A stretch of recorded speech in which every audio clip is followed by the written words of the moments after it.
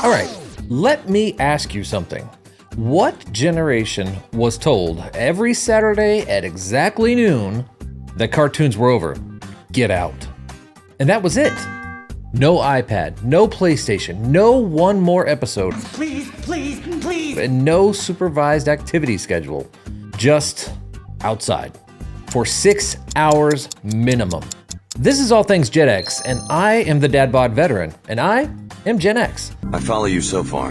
And today we're talking about what happened after Saturday morning cartoons ended at noon, when we were essentially evicted from our own houses. Noon wasn't just a suggestion. It wasn't gradual. It wasn't negotiated. The cartoons ended, and Soul Train took over the TV.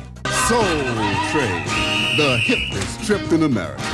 And your mom would appear like a government official enforcing zoning laws. That's it. Go outside. And you knew better than to argue, because staying inside meant chores. And by chores, we mean vacuuming, dusting, cleaning bathrooms, mowing the lawn, and folding laundry. Nothing that a Gen X kid wanted to do. So you made a calculated decision, because outside was freedom. Inside was labor. So we chose the woods. Some of you know what I'm talking about. You didn't just go outside. You were locked outside. The back door would close. And sometimes, for some of us, it would actually lock. Because moms weren't tracking you with Life 360. They were tracking you with don't come back in unless you're bleeding. And even then, you had to define bleeding. I've had worse. Back in those days, we didn't have curated playgrounds. We had trees. Real trees with real consequences. We built forts out of scrap wood and nails we found in garages. No safely engineered designs, no adults approving it. No liability waivers were signed. We dragged branches through the dirt, stacked logs, and declared territories. We built dirt ramps for our bikes. And not small ones, ambitious ones, physics-defying ones. We didn't even know what physics was. All we knew was, if you pedal faster, you fly higher. And sometimes, you landed. But sometimes, you didn't land how you planned. Oh my God, he's down! And you walked it off. Because going home meant explaining it. And explaining it always turned into chores. So let's talk about hydration during those days. Because you were not allowed back in the house, even for water. You heard me right, no water. Water makes you weak. Water is for washing blood off that uniform, and you don't get no blood on my uniform. You were told, drink from the hose, which meant you turned it on. The hose was more like a venom-spitting viper waiting quietly for an unsuspecting early taker.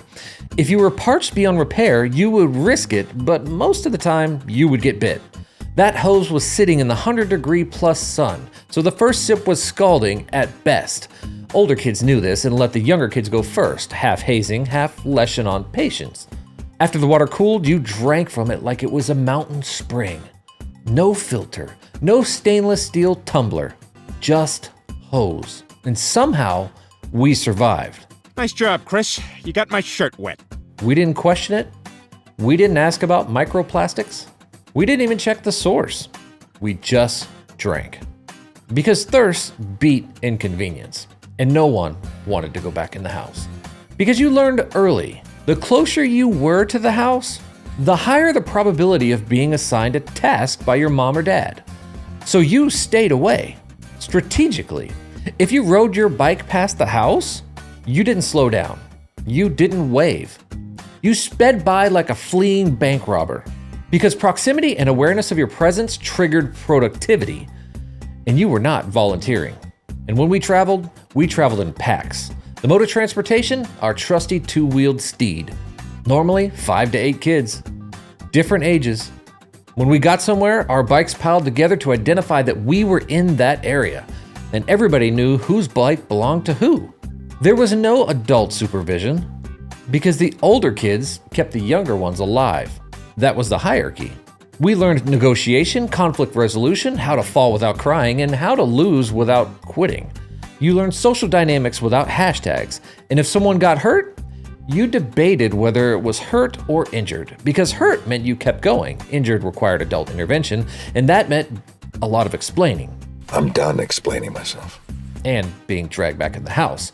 Most things were walk-it-off hurt, even if you were truly injured. And then, around dusk each afternoon, something sacred happened. The streetlights magically came on. And that was it. No text messages, no alerts, just streetlights.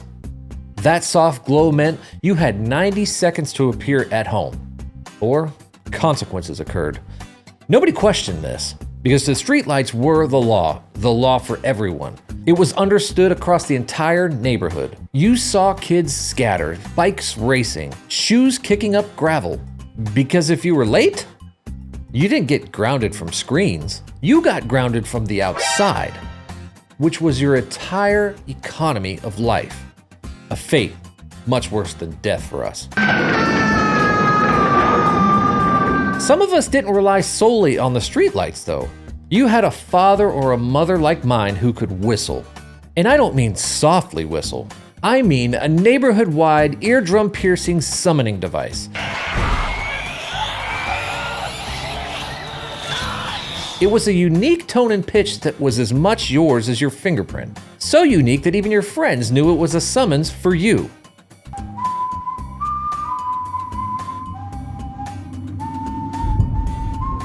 You could be 2 blocks away and hear it because your dad or mom knew how to bounce it off the heavens.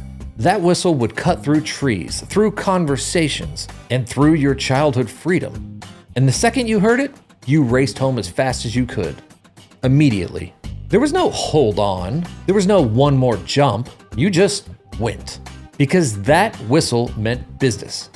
If you didn't, there was a second whistle, and we're not even going to talk about what happened after a second whistle. No, Daddy, no! Let's talk about our daily activities, because we didn't schedule the activities during the day.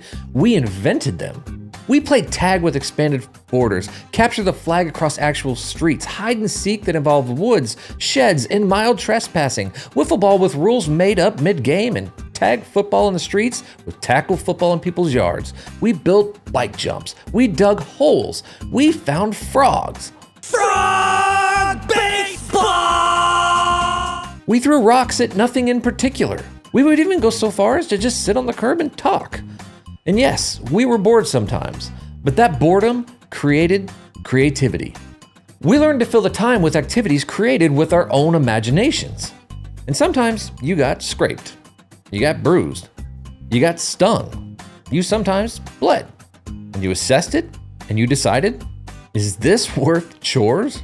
Usually not.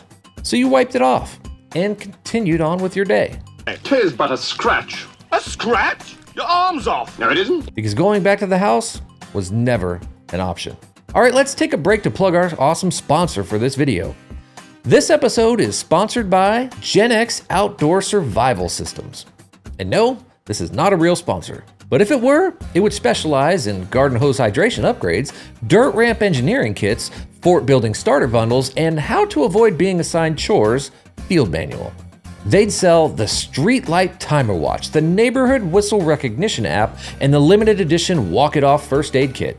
If you're a real brand looking to reach adults who grew up independent, value resilience, have disposable income, and won't panic at inconvenience, this is your demographic. We don't need coddling. We need function. Gen X Outdoor Survival Systems. Not real, but to be honest, probably should be. All right, let's get back to the nostalgia. Kids in those days weren't neglected. We were trusted. We were given space to fail, recover, solve problems, navigate social hierarchies, and build physical confidence without adult supervision, because no supervision built resilience. No need for constant validation, which built self-reliance. We weren't micromanaged.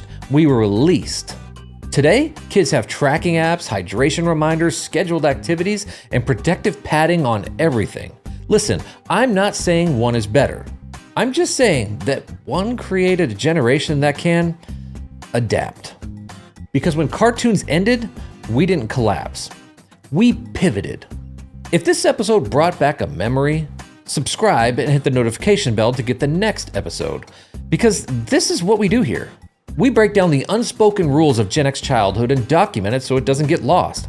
And the truth is, if content like this is not supported, it will get pushed down where nobody can find it. Then do me a favor, drop a comment and tell me, were you locked outside? Were you a hose water or kitchen sink rebel? Did your dad whistle or did the streetlights decide? What was the most dangerous thing you built and how far from home were you allowed to go? And here's the big one. Would you or did you let your kids do it in the same way? Be honest, because the conversation matters. Oh, and don't forget to share this with someone who says, we had it harder, or someone who says, that was child neglect, because we should honestly talk about that too. Gen X doesn't exaggerate. We survived, we adapted, and we turned out just fine. Mostly.